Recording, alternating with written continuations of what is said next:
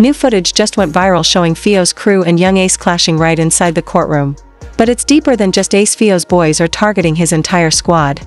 This beef is far from over. He's dropping like, we might need the double back. Yungeen Ace, his boys. Yeah, been dropping like 6 up. Things are spiraling fast, and we've got all the details right here. Let's break it down. When street beef spills into a courtroom, this ain't no Netflix drama, no rap video fantasy. This is raw, real life.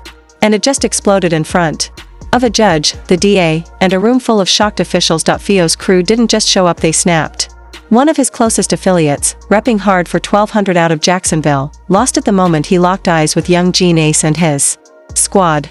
What followed? Pure chaos. Court officers scrambling, the DA ducking, the judge banging the gavel, all while the cameras were rolling. The footage is everywhere now: TikTok, Twitter, YouTube, and everyone's trying to connect the dots.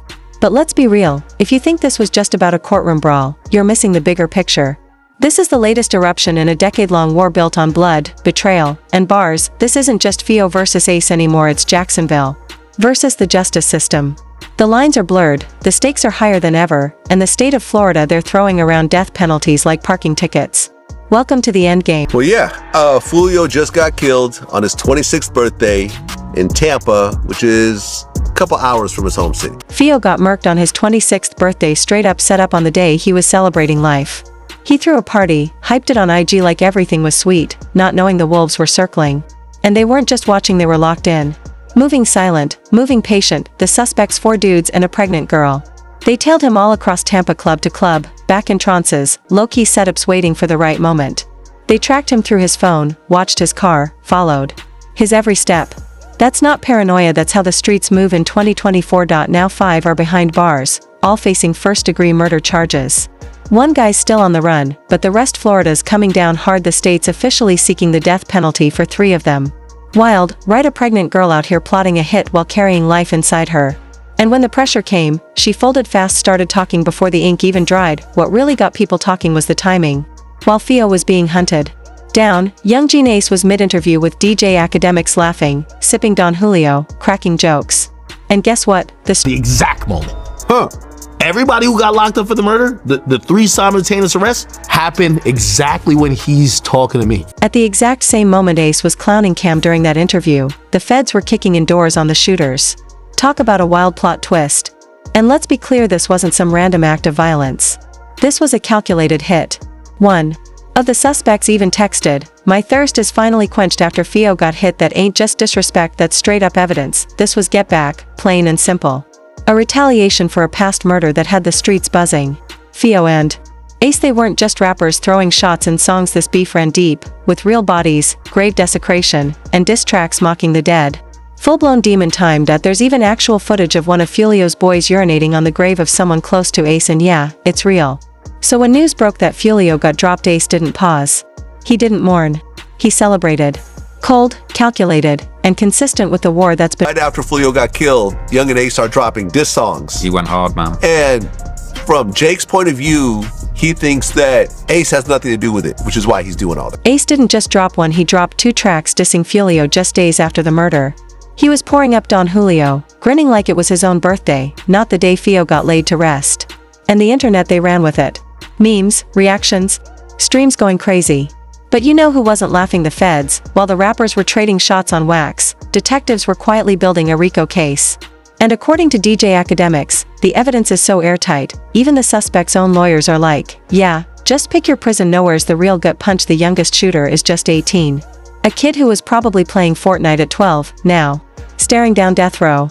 That's how fast the clout chase turns deadly.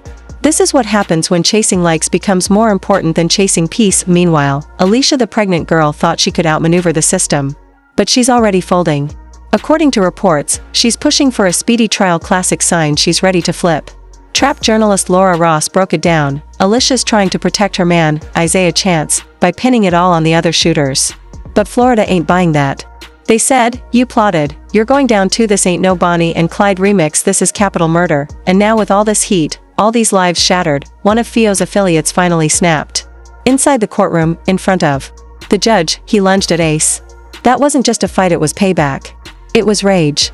It was the streets breaking through the walls of the justice system, and Ace still calm. Still smirking. it's 6 to 8 of us that's in ATK. He's like, anyone else are affiliates, but they're not ATK. Ace claims ATK ain't even a gang, just a small crew, 6 deep. The rest just affiliates, riders. And if that's true, then when the Rico hits, Ace might just slide right through. But let's keep it real, this situation has gotten way too loud. We're talking courtroom brawls, death penalty filings, and a viral beef that left a major rapper in a body bag. This isn't ending with a few prison sentences. This case is making history, just like FBG Duck in Chicago, just like YSL in Atlanta. The feds are dialed in, and Florida's ready to make an example. This hit didn't just take out Foolio, it sent shockwaves through the culture. To really understand why that Jacksonville courtroom turned into something straight out of a WorldStar clip, you've got to rewind to the early hours of June 23, 2024.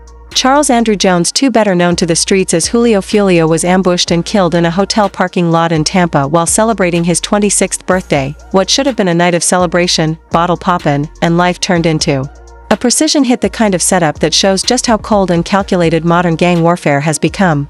It wasn't random. It was methodical. It was war. Foolio had thrown a party on June 22nd at an Airbnb, but it got shut down by the police due to the crowd size. So he moved the celebration to the Home 2 Suites near the University of South Florida. What he didn't know was that this move would be his last. His ops had been watching, tracking his every move like hunters locked in on a target.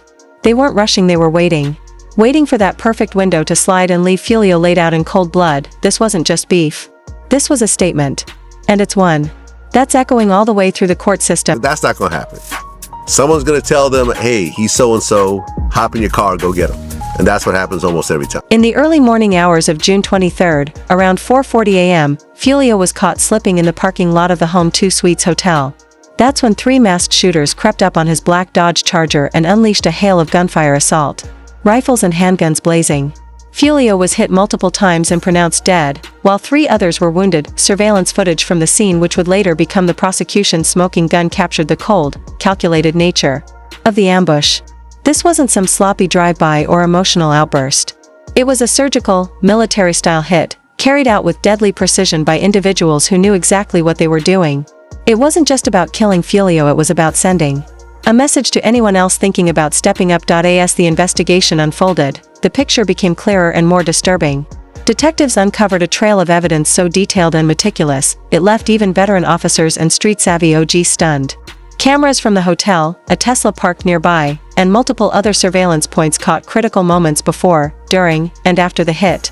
That Tesla footage, in particular, was high-def and sharp, capturing everything from license plates to suspect movements, leaving the shooters with no real way to hide. Footage from the hotel shows 3 masked gunmen creeping up on Foolio's vehicle around 4:37 to 4:38 a.m. One let the chopper loose at close range while the other 2 fired with assault-style rifles fitted with mesh bags to catch shell casings, a chilling detail that proved just how planned and street-smart this hit really was. As Foolio tried to flee, his car hit a curb and took even more rounds.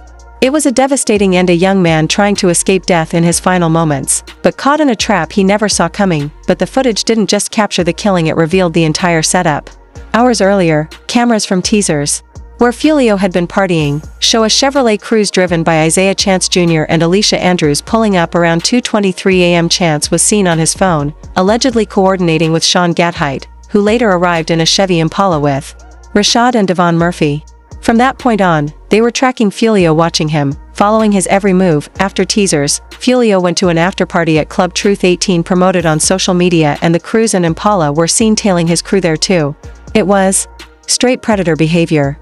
These suspects had turned Foolio's birthday into a manhunt, using his own posts and public movements to plot the kill.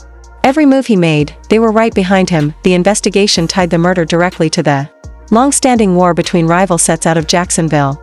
Tampa PD, working with the Jacksonville Sheriff's Office, identified 5 suspects: Sean Gathite, Alicia Andrews, Isaiah Chance Jr., Rashad Murphy, and Davian Murphy. Each one was charged with first-degree premeditated murder and conspiracy, both capital charges under Florida law, making them all eligible for the death penalty. As detectives pieced the case together, the full scope of the plot emerged. Alicia Andrews allegedly played a key role, possibly helping to locate Foolio by pretending to set up a romantic link, a cold, calculated move that added a whole other level of grimy to the case. It wasn't just bullets, it